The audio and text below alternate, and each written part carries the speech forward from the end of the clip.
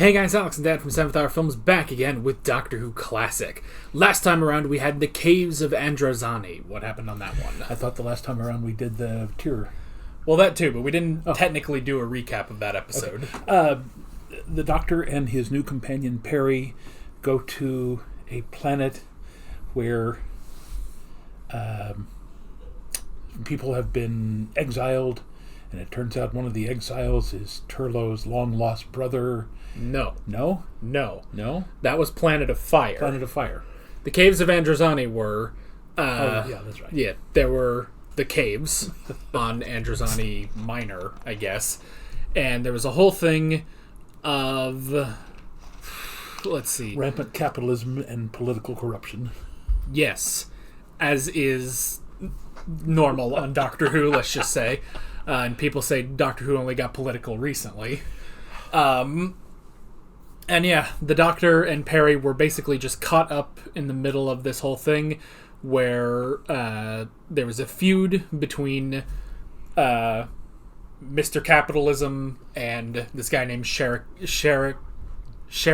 Jek. That was it. He was he was basically a Phantom of the Opera cosplayer, but was way more interesting than how I've described him. Yeah. And it was a whole thing back and forth of, revenge and everything. The Doctor and Peri were poisoned, and eventually what led to is the Doctor got just enough antidote for Peri, saved her, and he lay there on the floor of the TARDIS and thought, I don't know what's going to happen, but luckily his body regenerated into the 6th Doctor. And that's where we are today, rounding off season 21. Yeah, the capitalist ogre actually turned out to be supplying weapons to the rebels, that they were actually fighting against him, and it was a whole thing of, it's just like absolutely not just rotten at the top and at the bottom, but rotten all the way through, rotten to the core. Everybody was rotten in that show. Yeah, so, but it was good. It was interesting. I don't know if I would quite say it's the best, but it's high up there, definitely. Some very creepy overtones between Sheris Jek and Peri, too. That was really very unusual for a program that, at this point, is still theoretically aimed at young men. Yeah. Now, we've all read the comments, and we've seen about how Peri was brought on because, she was to appeal to the older teenagers and the young men. But still, that was very creepy. That was something we commented on, the fact that was bordering on being inappropriate. Yeah, and especially with his design. I mean, you can go the obvious routes with all the leather he was wearing, but I mean also, like, there's a reminiscence of like the Cabinet of Dr. Caligari and stuff. Just the creepy, lanky, creature that goes after the young pretty lady. Yeah. So but what I did like from that was every time that started to happen, the Doctor always sort of would he would get between them, and it really was nice. Obviously the Doctor would do that even for this companion he barely knows, although people will say, oh, they did 20 Big Finish audios that are set between this and when they first pick up Peri. I don't care about that. I mean, though I'm sure those are good stories, but we're talking just about the show. But even still, it's like I like him, always at the ready to get between them. Yeah. And regarding the Big Finish stuff, did that happen at this particular time, or did that come later? Oh, that's later. Okay, so Big Finish is always later. That's retconning. Yeah, because when they get back to the TARDIS and she recovers from the poisoning, she seems genuinely surprised to see the Doctor regenerate, because she hasn't known him long enough, and he has probably never explained to her what was going to happen. I mean, I'm sure in the writer's room they kind of leave it open, like oh, well, maybe, it's kind of implied. Maybe they've had a couple adventures or just a little bit of time together before that episode starts, but most of the Big Finish is always after a Doctor's era, and they'll find any gap in the continuity and be like, we can fit a story in here. Yeah, if you take a breath, somebody says, "Oh, there's a story there." Yeah. Like, I know there are stories with Big Finish audios of the first Doctor, and it's the original TARDIS team of the Doctor, Susan, Ian, and Barbara. They somehow found a gap in the middle of that, even though each of those episodes kept leading into the other. And they managed to stick in a story, I think, with the Master as well. So, and I think, like, for that audio, it's the cast of An Adventure in Space and Time, where it's just all those actors and David Bradley as the first Doctor in that one. So that's pretty interesting. But anyway, yeah, I don't know how many audios there are of the Fifth Doctor and Perry, but I'm sure they're out there. Or there's comics, or there's novels, or there's so much. And I don't know where I'm going with this tangent or anything, but that is also one thing where sometimes I look at all of it and I think it's incredible how much expanded material there is in Doctor Who. There is a part of me, though, that's like, man, I can't technically define it as canon, even though it is canon, and it's also not canon. But so is the rest of the show at that point. You know, like, yes, it's canon that Salamander took over in 2018. He took over the world. When we get to 2018 in the modern day, none of that is referenced. So I don't know. Like, sometimes I feel like, man, there's just extra canon that sometimes the fans want to reference, but I'm like, I don't think we can reference this in the show, you know? And again, I don't know where I'm going with any of this, but... Well, my only question about the Big Finish and all the audios and everything, because I can't remember, we listened to one with Frobisher. Yes. That's the Talking Penguin. Yes. That was with the Sixth Doctor. All right, so that's with... Colin Baker. Colin Baker. Yeah. So we did that one. We did the Seventh Doctor with Damaged Goods, and that's set after the show ends, basically. It's really easy to get to create stories for the Seventh Doctor because there's just a large gap between the end of the show and his regeneration in the movie. Yeah. And then we did the Chimes of Midnight, which it's even easier to do stories with the Eighth Doctor because he only has 2 on-screen stories, and they're both him regenerating, so you can just fit anything in the middle there. And then... No, I guess that was it. Yeah.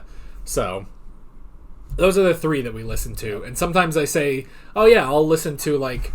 I know that Torchwood had a lot of Big Finish stuff, and I remember at one point I said, oh yeah, I'll do that, and I just never did. Yeah. So, I don't know. Unless it's in the schedule, I can't fit it in, and that goes for literally anything that's not in my schedule. So, anywho, Twin Dilemma. We go from what is considered one of the best episodes of Doctor Who to apparently what is considered one of the worst.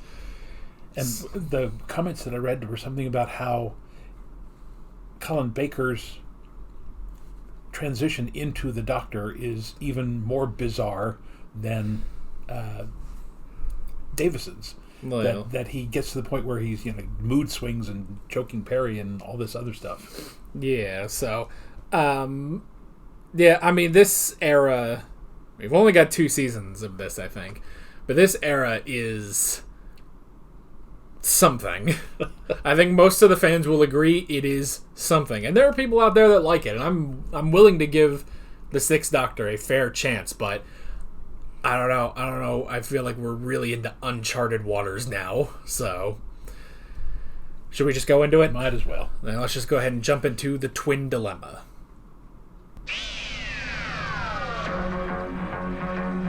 Ooh, shinier. I don't know how they did that.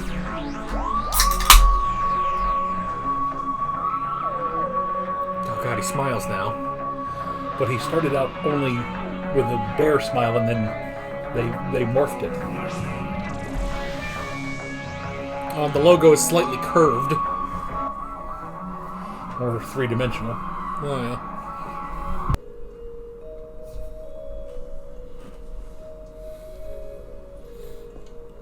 yeah. The land of bowl cuts. You forgive father, but not mother. Look, Romulus, I wish you would be kinder to your mother. You too, Remus. Why? She is your mother. Because Mother happened to give birth to us, does that automatically grant her a place in our affections? Yes, of course. Respect must be earned, Father. Mother was a fool.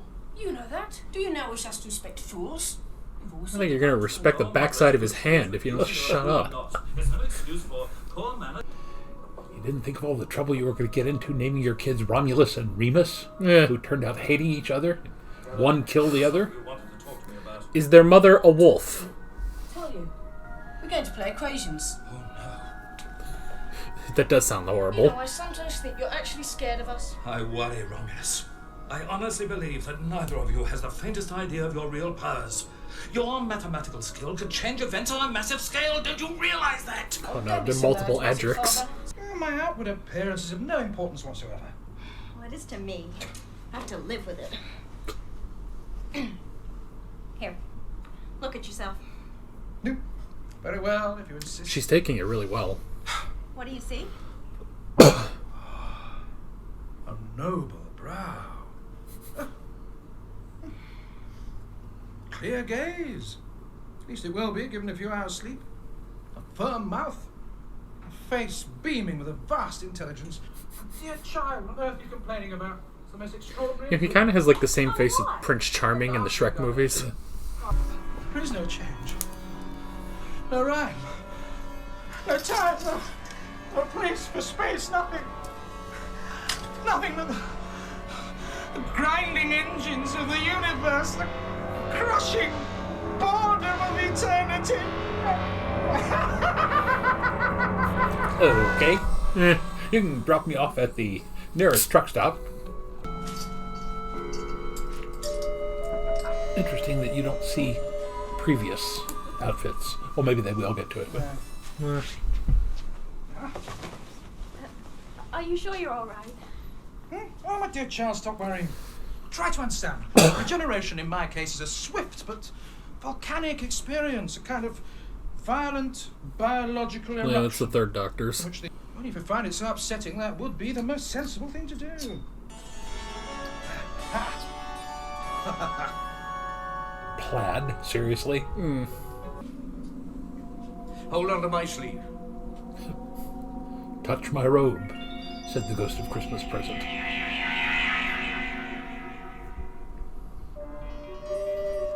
Oh. God, no.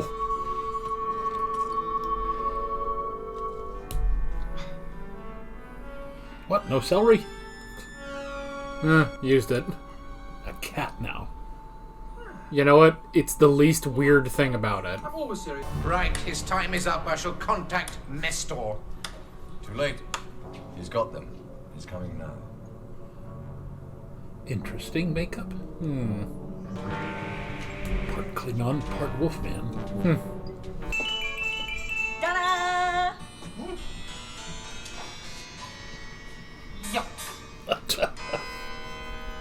Well, you walked into that one. Perry, Yes? how do you come by a name like that? It's the diminutive of my proper name, Perpigillium. Indeed.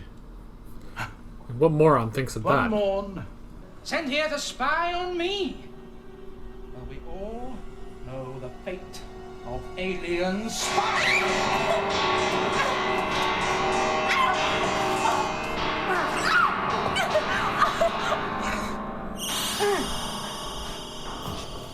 Oh, he's also a vampire, apparently. Not sure about this guy. Can we re-roll for another? And we're prisoners. Then we must try to escape. I might be able to put out some sort of distress signal. But who's going to hear it? How should I know? Keep an ear to the door. Which one was which again? It's terrible, they're color-coded, but I forgot which one was which. I think green is Romulus. Okay. I could be wrong. It's a 50-50 shot. Yeah, that would have been scarier without the horns. It's a bit close. What was that? I think we should find out. You know, we really should have kept Tegan just to slap him. That'll fix him up.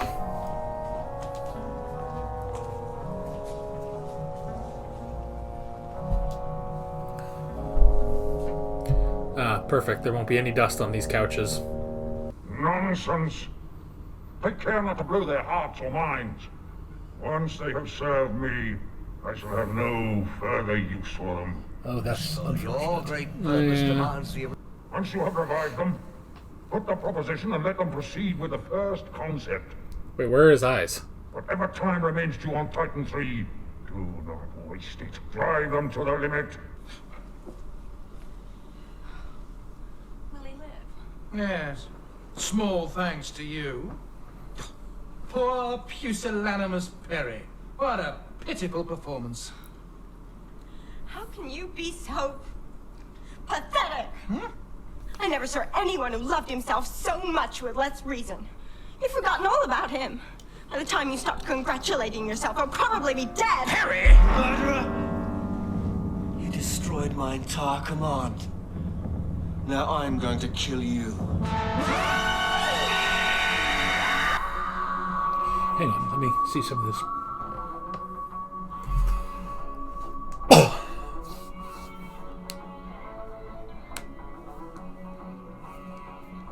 Kevin McNally. They've changed the theme a little bit too. No. The young woman who played the second in command there, Elena, she looked familiar, but I don't recognize her name. Kevin McNally is Mr. Gibbs in the Pirates movies. Really? Yeah. He's also on another episode of Doctor Who with the 13th Doctor much later, but... Now, what character is he playing? The father of Romulus and Remus. I think? Or no, wait, was that... Or maybe I'm getting that wrong. No, it said Hugo Lang. Didn't it? Well, yeah, let's just look at the credits. They're right here.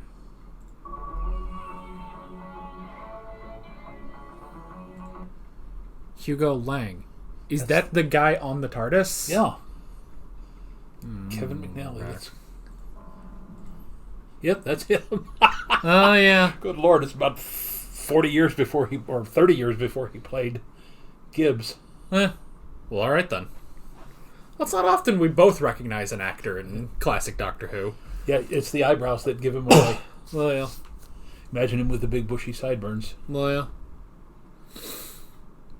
Well, that's... it's nice to have that. In an otherwise...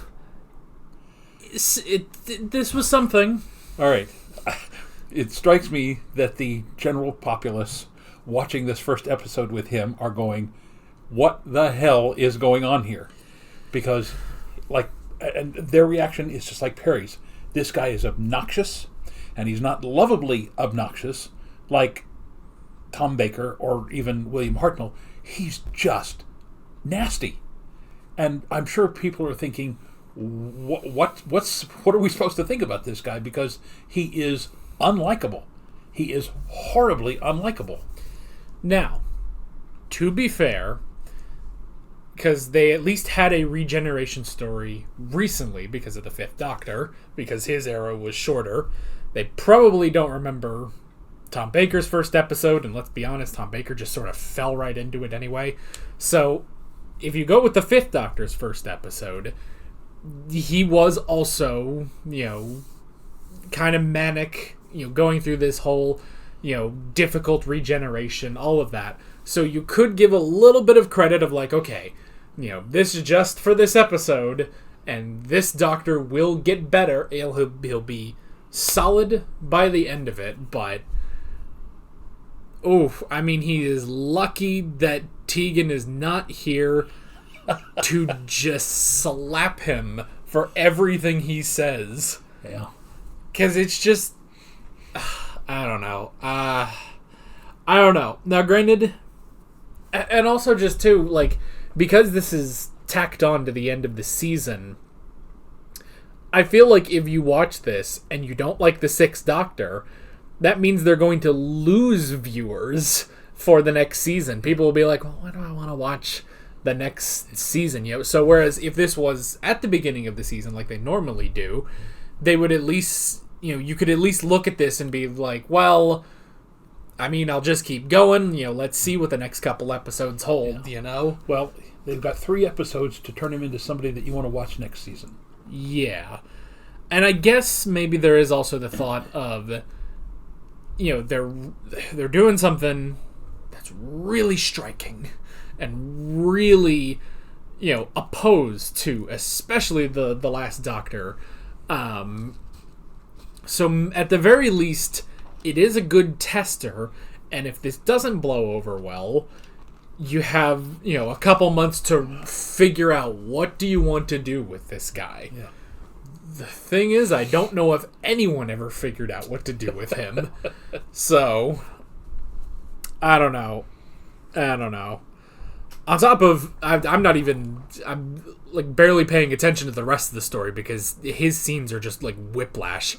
But, now we have this whole thing of Romulus and Remus, whichever one is which, and the Slugman snail thing and his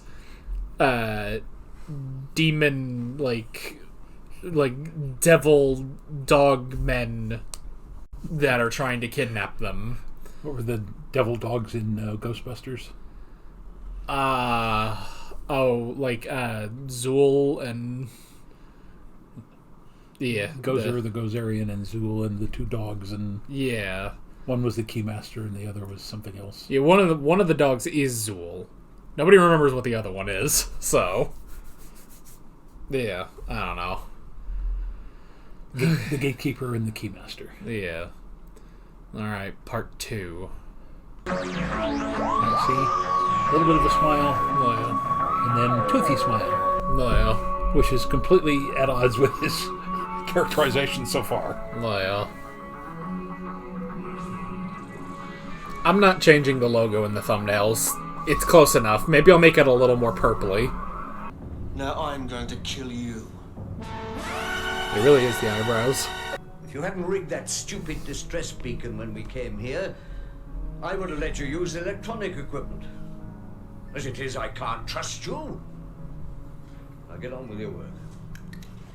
No! Push him. Pick them up. I cannot say more. But I can. Professor Edgeworth is a merciful being. He believes in the sanctity of life. I do not. Fail to obey him once more, and I will have your minds removed from your bodies and use them as I wish. Have you understood? I see that you... Which one is your eyes? The antennae are usually not eyes. Come along, Perry. Nothing ventured, nothing gained. Whatever that means.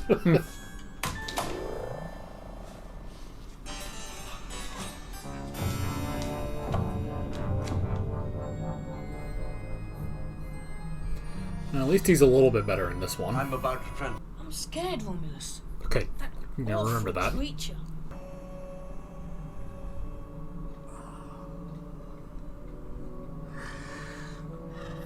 I must revitalize. This is what the audience feels like right now. Forgive me, old friend. Of course you don't recognize me. I've regenerated twice since our last meeting. Look. The twin hearts that beat as one. I'm a Time Lord just as you are. And in case you still pretend not to know who I am, let me remind you. The last time I stayed, that last night, when you drank like 20 giants, and I had to push you in the fountain to sober you up. I must concede you have to be the doctor. I wish I could extend the hand of friendship. Well, then why don't you? Well, the old times are gone forever. Oh, Doctor, look! So he was last seen with Tom Baker? Children. I guess. The ship. Oh, no. Get some rum. No. There's always some in the round things. Okay. Going from a starfighter to a medieval jester? Doctor, where are you?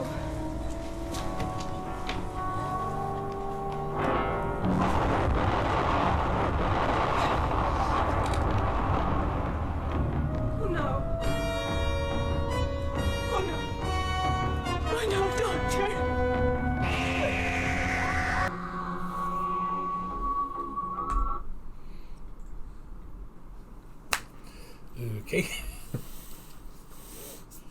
Yeah. So the introduction of another Time Lord. Yes. Who was the master of Jakanga until Slugman took over? Yes. Thought the Time Lords didn't get involved like that. Only when they do. Only when they do. Yeah.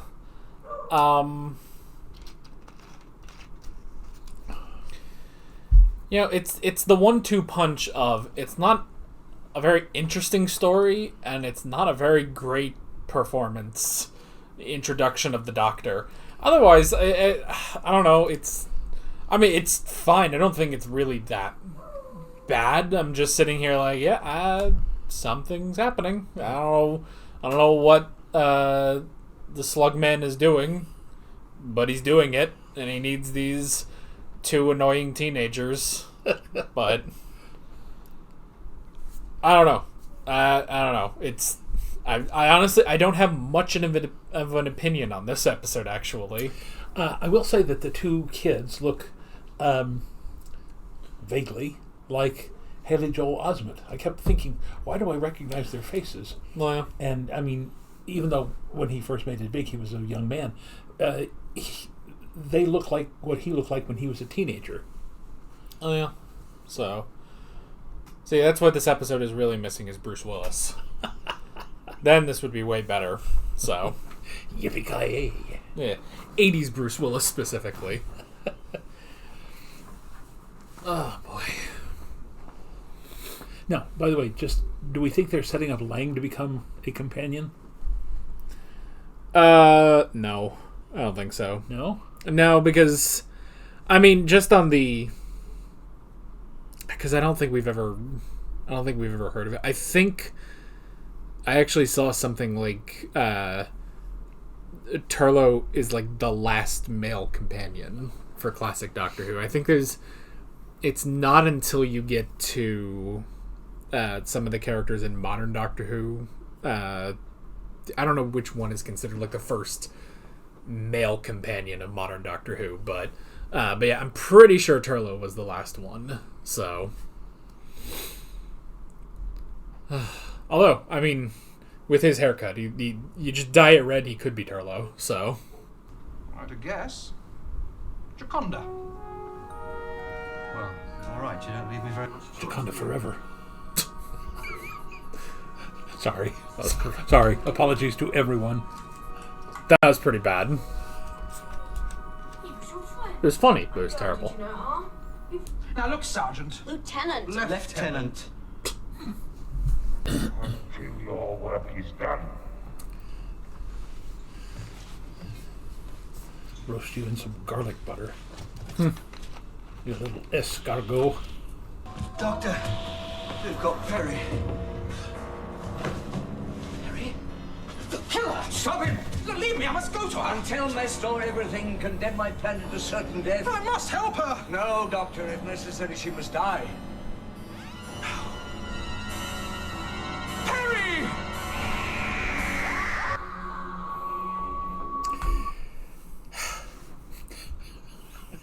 Okay. It's tedious. But it's literally not the worst we've ever seen.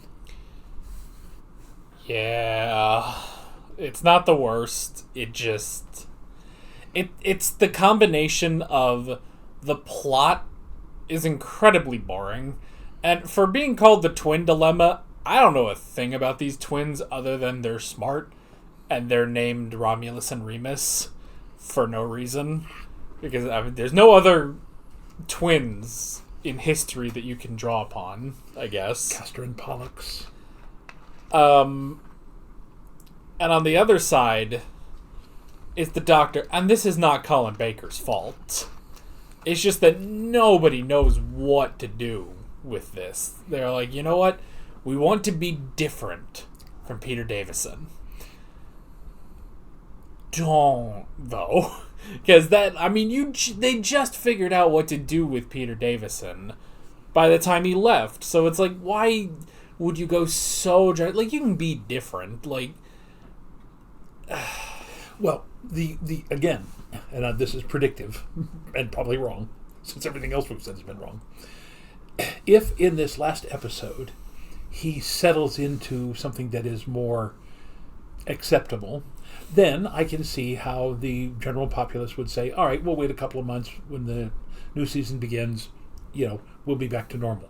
But if he doesn't, if he continues doing this for the next episode, I would like to see how the viewership either dropped or got better. Did people like this at the time? Because this is really off-putting. Yeah.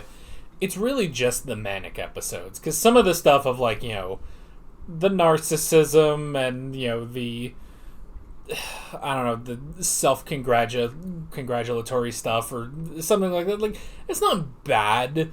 It's the crazy episodes he goes on where he's just yelling at everyone, and it's like, what are we doing with this?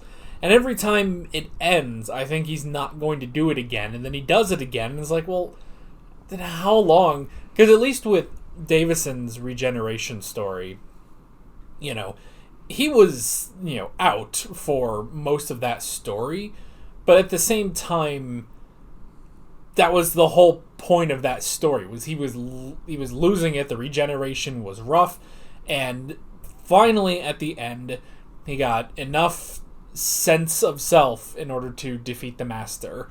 And in this, it's like, he seems to be fine, and then he's not fine. And if it's just that big of a switch, I would go into the next season and be like, okay, so at what point is he just going to lose it, And now, again, as a director, and, I haven't done a lot of acting in a while, the other thing that bothers me about Colin Baker is when Davison was manic, when Tom Baker was manic, or, obsessive or rude to people, there was a grounding there. You believed him. This guy is very surface. Everything is, he doesn't seem to have a core. He's just, he's all sparkle but no substance at this point. Now, again, he may get better. I'm hoping over the next 2 seasons he will get better. But I'm not seeing it. No. And again, as a director, I would have sat down with him and said, all right, here's the problem. We get these close-ups on you, and I'm not buying it. I don't buy it, and if I don't buy it as a director, I don't think the audience is going to buy it either. Well, yeah. I don't see the Doctor much in him. Yeah. And it's like at the end of the second episode, Perry turning away and doing the "Oh, Doctor," and her face was way too contorted for that. So yeah, there's some directorial choices. Again, the script is not that great, but there's some directorial choices here that I would have said we need to dial it down. We need to dial the surface stuff and just make it a little more simple, honest, direct. Yeah. I used to hate that when I was in college. I had a professor who said everything has to be simple, honest, and direct. And I went, have you read the script of Equus? Yeah, that was the particular show. I wasn't in it, but he was telling the entire cast to do the show very, submerged. And it's like, Equus is a show about huge psychological problems and emotions, and it was all just very plain and boring and sing-song. But he could use a little of that here. He could use some, inner strength rather than all being, bulging eyebrows and, oh no, I can't do this. So anyway, sorry. Go ahead. I mean, this is what everyone thinks about this episode, too. That's the thing, is going into this at least knowing no one really enjoys this story. So, one last thing. When we start episode 4, or part 4, in the opening, when it shows his head and part of his shoulders and his scarf, ascot, whatever that is, it is, just for a second, reminiscent of Kermit the Frog when they do the opening of the Muppets movies. Yeah. Well. Right there.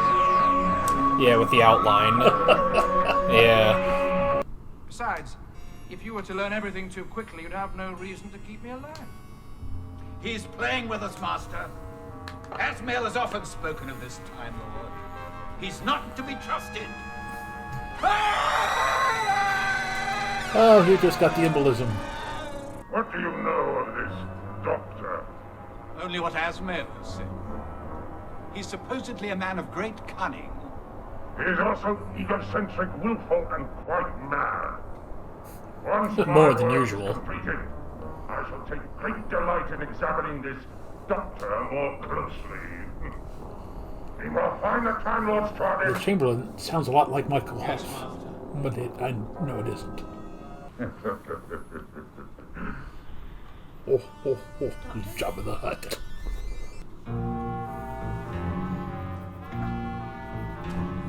Master? Enter! Well, after you, gentlemen.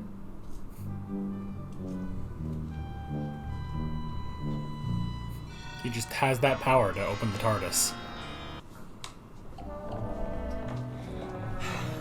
Interesting. Gastropod eggs. Doctor, we're wasting time. Gonna make an Is it omelet, possible are to you? get into the hatchery? Let's see what's inside. A laser cutter. I must have a laser cutter. I'll get one for you. What is it that's worrying you, Doctor? Crack it over your Don't knee, know. man. But We'll get you a bowl. They were designed to withstand the temperatures of an exploding sun. Nonsense. I wish it were. Well, Mestor's colonization is not of this planet, but the universe. The exploding Jacondan sun would scatter the eggs, and nowhere would be safe from invasion. We've made that possible. Well, in like Our a genes million been years.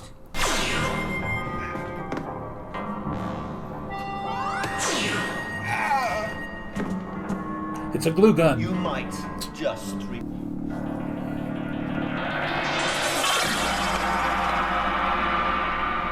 Ew. Ugh. Time Lords. Now we must mind link. It's like Captain Ginyu in Dragon Ball Z. Except not interesting. Oh. Throw away your own life. Nearly at an end, anyway. Oh, you had so much to give. You were the finest teacher I ever had. Learned all I know. And it's just one last slap on Barusa. Regret it. Gave me a good life. Many great moments.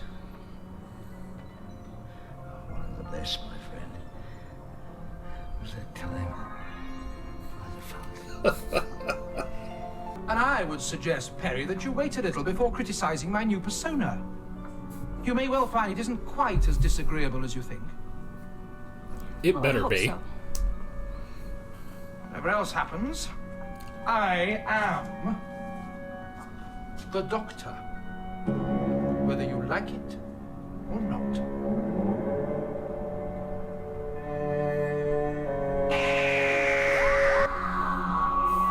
God help us all. Well, that does certainly put the exclamation point on it. He says to the entire audience, "Look, you're stuck with me. I'm the Doctor, whether you like it or not." That's the best thing about this entire 4 episodes. I mean, that's fine, but write a better story around it. Yeah. I don't mind some of the rudeness, because it can be kind of funny, you know? And we've had that with multiple Doctors, Yeah. and heck, you know, even with the 5th Doctor, you know, yes, he was polite to Perry, but kind of only Perry. Yeah. All of his other companions, there was always something where he was a bit rude, so... And of course, the first Doctor was always rude, but they established that from the very beginning, and he did ultimately mellow over time. Yeah. Probably the one that wasn't really rude was the 2nd Doctor, Yeah. and that's about it. I mean, the 3rd Doctor, you show someone with a badge, he'll be rude till the cows come home. The 4th Doctor had such an elegance about how he did it, you almost thought, I think it might have been a compliment he actually said. I'm not sure. So, you can be rude, you can have some of this stuff, but you just... Yeah. Oh, well, I'm excited for the next episode because I want to see a better story with this guy. Yeah. Otherwise, not great. Now, again,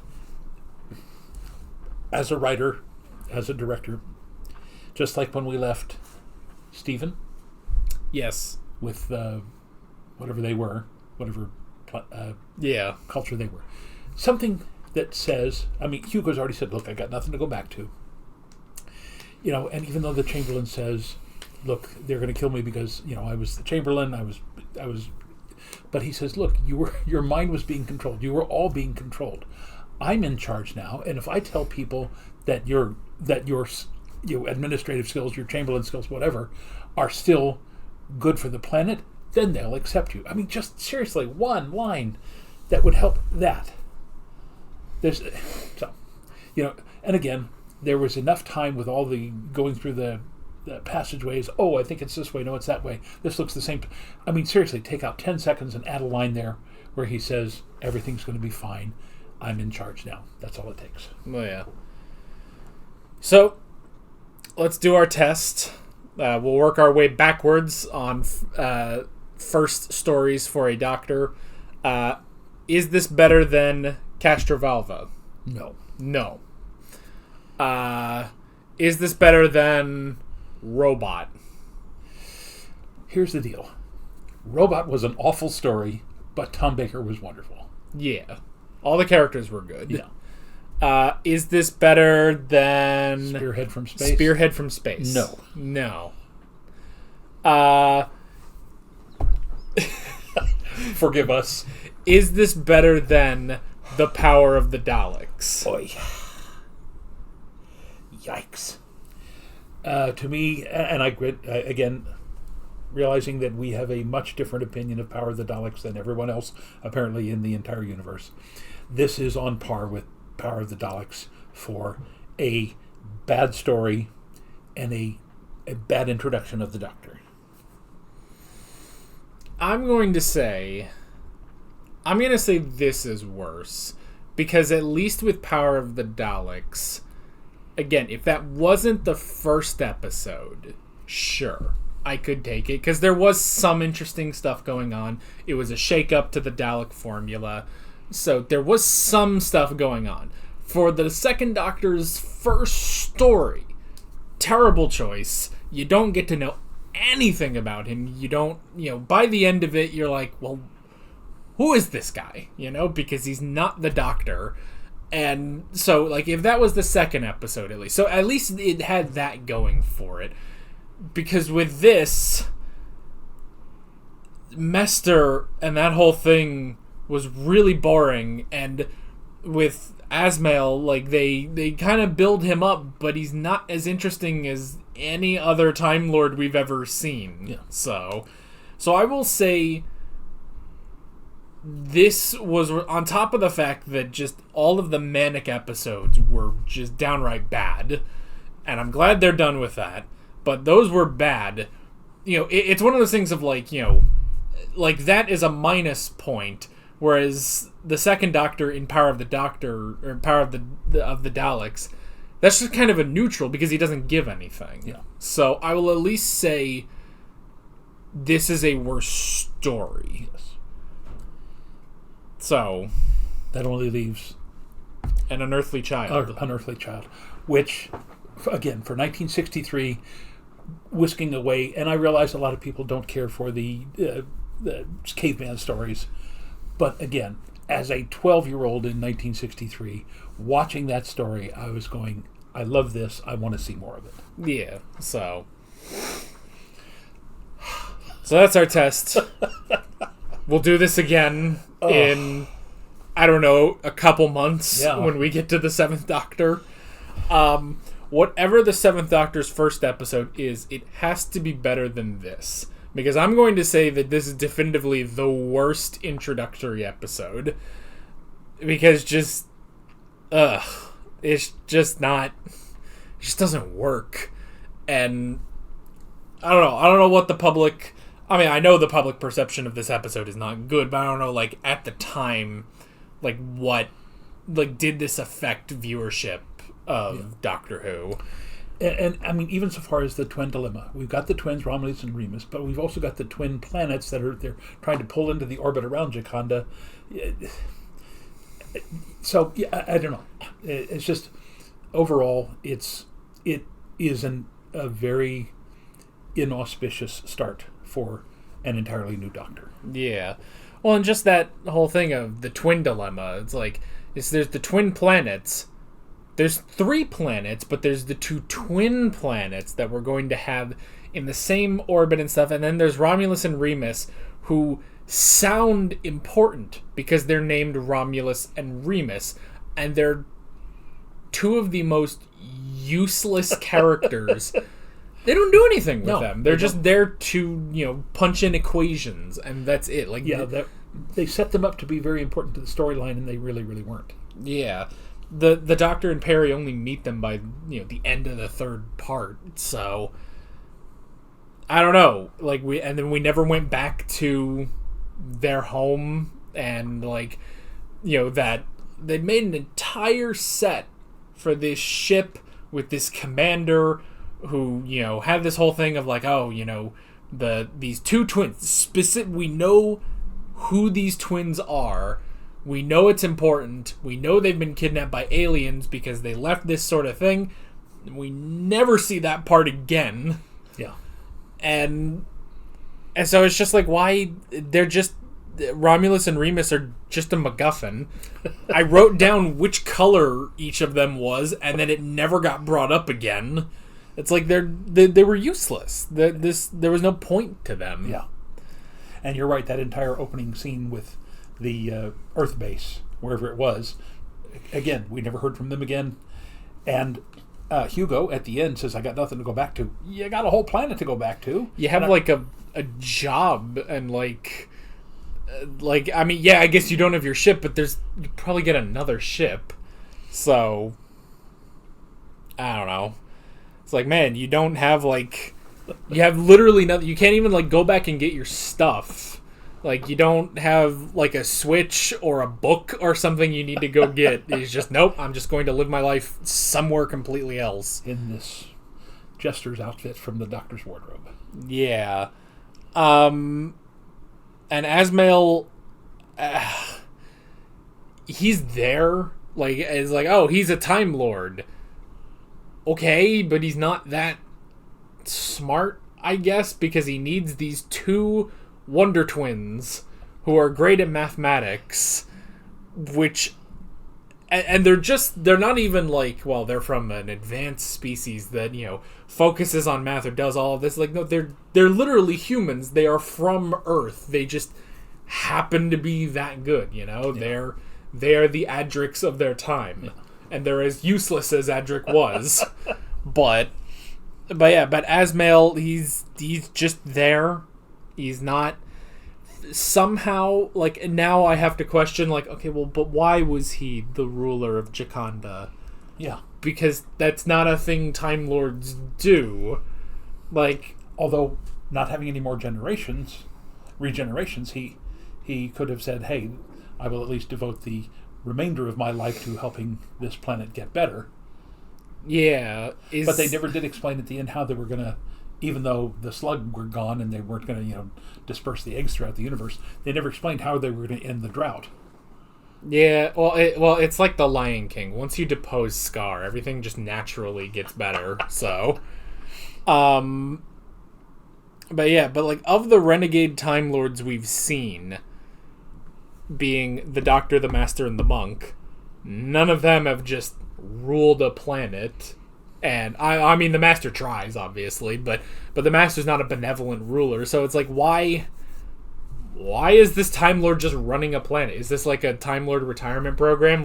Once you get to the last life, well, all right, you put in your time, you can go, you relax on some planet until a weird slug man deposes you.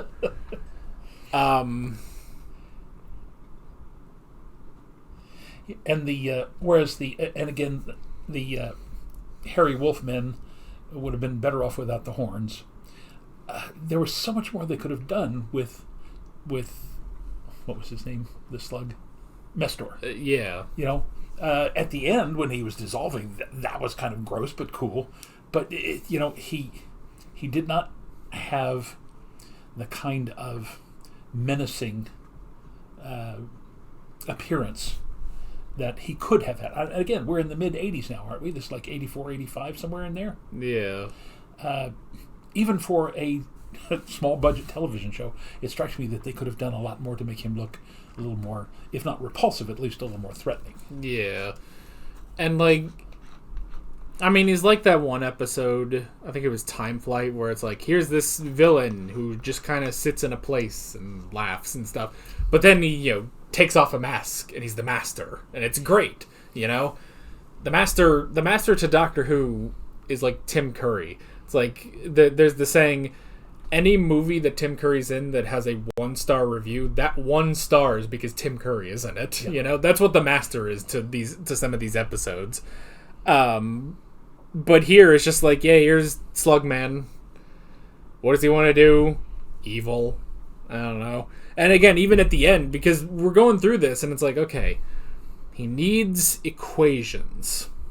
We don't know why. He needs equations. And it's only at the end that we learn he has eggs of his people, and he needs a star to explode, which will hatch the eggs.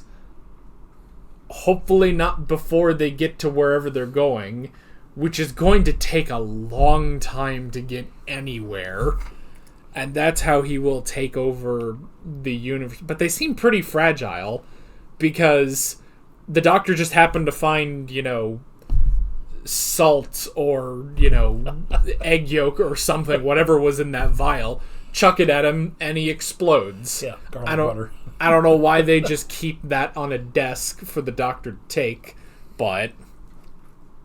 And then there's the Wolfmen, but they're not the Jacondans, I think. I don't know. I would assume they are. They're the only other people in the entire script. Yeah. So we don't never see anybody else who would be a Jacondan, a native Jacondan. So why is Asmael ruling Wolfmen?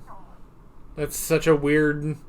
Why is he the ruler of Jaconda? I don't get it. That's such a... And now he is with the ancestors. Well...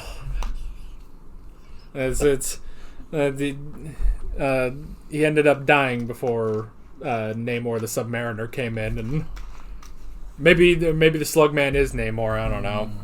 His joke isn't going anywhere. Neither is this episode. Yeah, So anyway, is there anything worth covering? Any of your notes that are worth covering? No, not really. I don't know. Okay. Have we seen worse?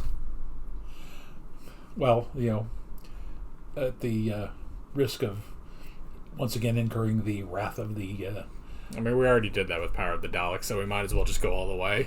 It's not as bad as Kinda. Yeah, I was going to say Warrior's Gate. Yeah, not as bad as Warrior's Gate. The only other, really bad episode is, the Celestial Toymaker. That's the only other one where it's, that was one where you're just, that wasn't good. And again... Which half of that is because it's a reconstruction. Yeah. If we had seen it, I could have at least understood more of it. Yeah. But otherwise, that one's just not that great. But yeah, I guess, yeah, we have certainly seen worse. And it really, if we didn't have this whole problem with the Sixth Doctor, this would just be a forgettable episode. But the fact that it's both of them really brings it down. So yeah, I hope he will be better. I mean, we're about to hit not this episode, but I think the next episode is Vengeance on Varos. And I don't remember much of that episode, but I don't remember the Sixth Doctor being a problem in that episode. Yeah. So hopefully it gets better. It's just a rough start. Hit the ground on your face, and then you get back up and you start running. Yeah. So hopefully things will be better, but it's just not a good start. Not an auspicious beginning. Yeah. And also next season, I think, is when we get the the two-parters. Every story is 2 episodes, but they're 45-minute episodes. So, That'll be interesting. yeah. So, you got anything else? I got nothing. All right, then let us know in the comments. Aside from your opinions about the other episodes we said were bad that you disagree with, tell us opinions about this episode, because this is the one that, you know, again, people warned us that this episode was not good, and it's not. It's not, but oof. Yeah. Hopefully, we were at least hopeful it will be better. Yes. So with all of that being said, we're Alex and Dad from 7th Hour Films, and we will see you guys next time. Take care. Alright guys, thanks for watching this video. If you want to watch more of our Doctor Who classic reactions, there's a playlist on screen. There's also another playlist for all of my modern Doctor Who reactions if you want to go check that out. There's also a subscribe button and a Patreon button on screen, as well as other links in the description if you want to go check out any of those. See you guys later.